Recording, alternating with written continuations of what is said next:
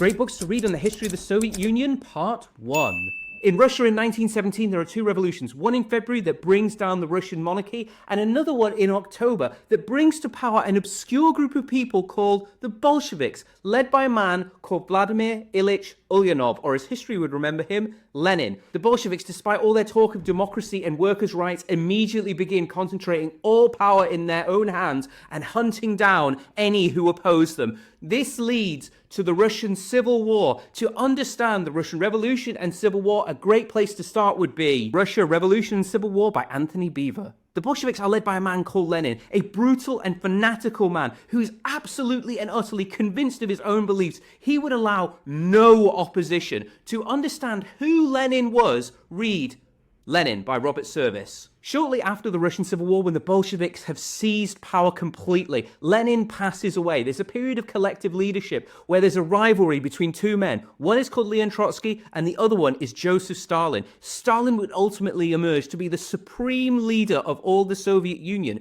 To understand who Stalin was, and more importantly, to understand who the Bolsheviks were, how they saw themselves, what their vision of society was, a great book to read would be Simon Sebag Montefiore's Stalin, The Court of the Red Tsar. This will take you through some of the most shocking events in Soviet history. In the 1920s, Stalin is one of many leaders, but in the 1930s, he purges the Communist Party to become the supreme ruler. It will also take you through the Second World War and the beginning of the Cold War. Comment book below to pick up any of these titles, or click the link on my bio to see our curated reading list, and let me know some of the best books that you've read about the history of the Soviet Union. I'm particularly interested in the history of the non-Russian peoples, Kazakhs, Uzbeks, Chechens, Ukrainians, and people from the Baltic states. Let me know. Follow Ancient to Recent for more book reviews and recommendations, and stay tuned for part 2 of our history of the Soviet Union.